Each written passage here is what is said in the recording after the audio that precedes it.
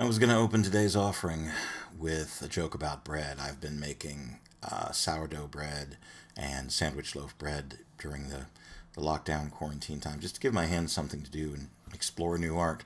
So I was going to open with a bread joke, but honestly, it's kind of crummy and fairly stale.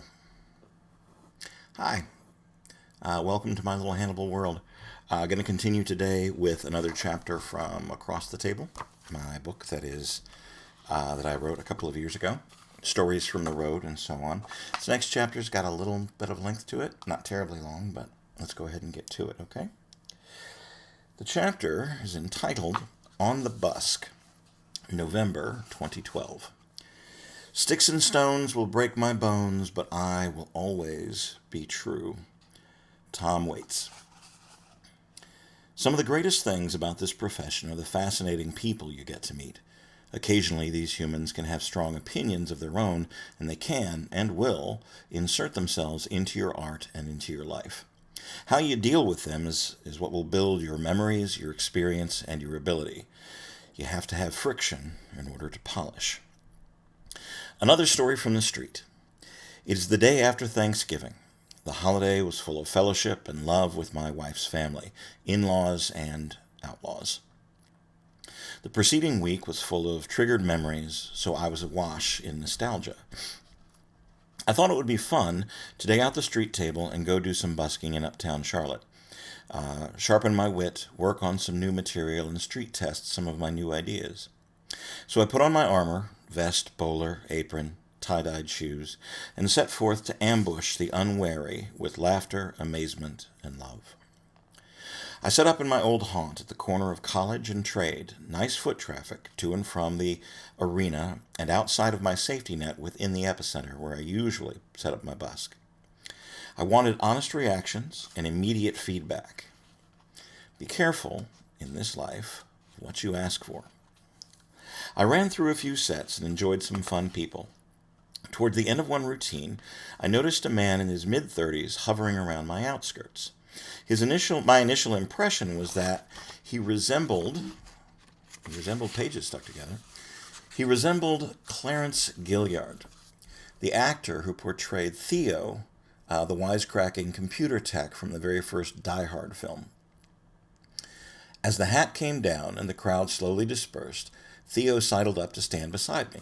He had a handful of religious tracts. Uh-oh. I've been watching your display, and I have a question. Why do you stand here seducing people with your evil and your witchcraft? Don't you know that hell awaits those who invoke sorcery? Theo said this with a broad smile, so I wasn't entirely sure he wasn't putting me on. I smiled back and explained that it was a show, nothing but card tricks and stories. I attempted to compare my act with movies, and an actor playing the part of a magician, if you will. Right? Theo would have none of it. The more I tried to calmly and rationally explain my position, the louder and more rabid he became in trying to overtalk and overvolume me. Finally, I smiled, tipped my hat, and gave up. I reset my table to start drawing another crowd. Theo tried to step in between me and the people I was addressing, but he was rebuked by a nice lady who was just trying to enjoy the show. Next, he tried snatching my buttons and stickers off the table, but I just took them out of his hands gently. I had no idea what he thought he would accomplish. When I took my materials back, Theo shouted for anyone to hear, "He's trying to steal my Bible. Somebody call the cops." I pointed out that he had no Bible to steal. He cried that it was on his cell phone, and I had tried to rip his cell phones out of his hand to break it. By now, we had a nice little audience, including a bicycle cop who'd heard the commotion and came over to investigate. I returned to the group and started in on my opener, trying hard to ignore the argument that was taking place just behind me. Theo told the officer that I had tried to knock his tracts from his hand and steal his Bible. He claimed I had assaulted him by poking him with my belly.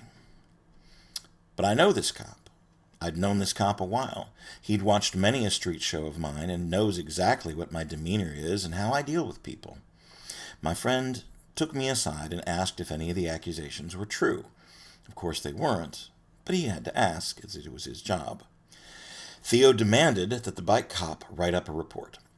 The officer declined since there was no witness, no one was injured, and Theo was clearly still in possession of all of his property.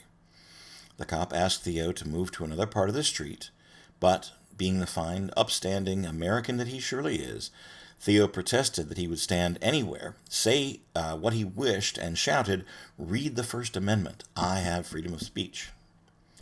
I turned back to my group and waited that was waiting for me at the table, determined just to ignore him. Theo began walking in a circle around me and the crowd, which was getting bigger simply because of the spectacle that was being created.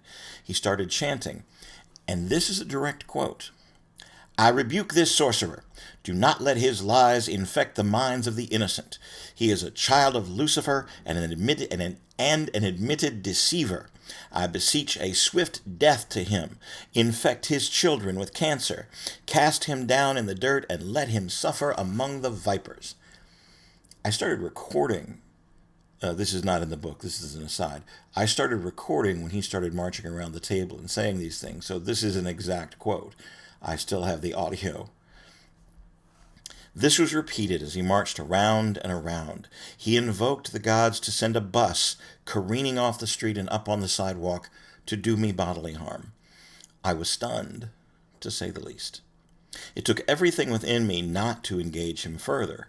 I was now an angry human, and I have used my fists in my darker past.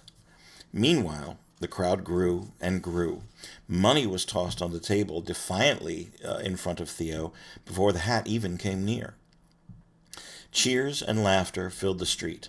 I know some of it was put on in order to drown the rantings of Theo, but it was an absolute awesome spectacle. I wound them up to a fervor while Theo fanned the flames. On a strictly monetary note, I doubled what my usual take would have been for a night like this with one show. 3 things happened in that little time span. First, I preached my own philosophy of love and art with card tricks. Second, people were inspired because I didn't give up, even in the face of this harsh adversity. Allow me that little taste of pride, please. I don't dwell there, but I'm proud I held my ground and didn't engage him on his own level. Third, Theo killed his credibility and made a fool of himself. He preached hate, and hate has no place in a Hannibal show. I am often touched by how often righteous, self-labeled Christians will do just that, will preach hate, hoping to strengthen their case. I finished, and I let the crowd go before we blocked the sidewalk traffic completely. I set about straightening things up. There were now 4 or 5 of Charlotte's finest standing nearby, including a couple of security guards from the nearby Epicenter and the Ritz-Carlton Hotel. Theo was very upset that they weren't doing anything to stop me. He demanded to see my permit while cursing and insulting me to my face, and that made me sad. Sad for him. Finally, Theo came in close for one last prayer. He whispered it so just I could hear. "You're lucky there are cops and cameras here. Next time I see you, it's going to be just you and me. You remember the story of when Peter cut off the soldier's ear in the Bible? Well, that's me. You won't be laughing then." Hilariously, I thought, "Are you Peter? Are you the soldier? Are you the ear? I'm not really getting what role you think you're playing in this story." I couldn't help myself. I burst into uncontrollable laughter. The whole scene was ludicrous. Unfortunately, at that moment, I let my emotion and my mouth get the better of me. I replied, "But I'm laughing now, though. I really am. You just helped me make a ton of money and a whole bunch of new fans. I really hope you're here every night that I'm working. We could make a great team. Would you like a cut of the money we just made?" Now, please forgive me for this. I do feel horrible about the explosion, but it's my story. This is my disclosure. I'm going to tell you the warts and the scars and everything. Theo was so outraged, I really thought he was going to take a swing at me right there.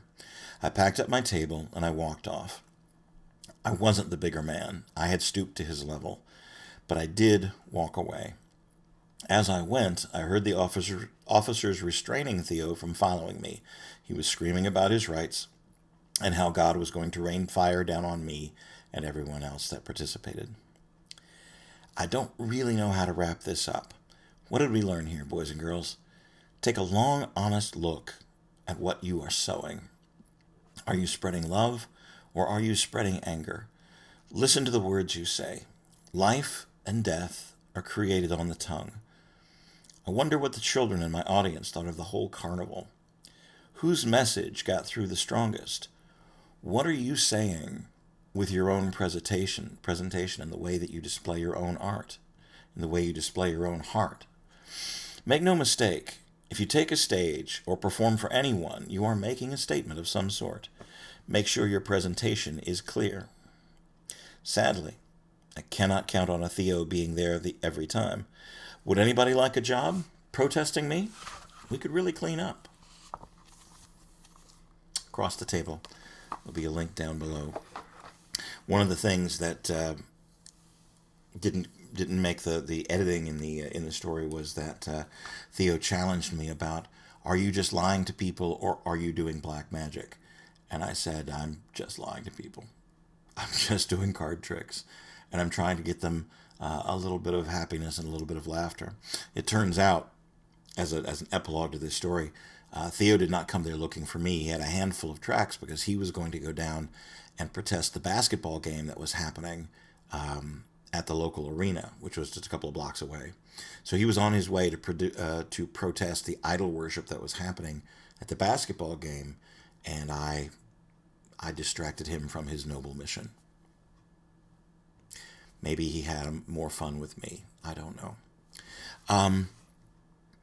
Life and death are created on the tongue. What comes out of your mouth should be what your heart actually believes.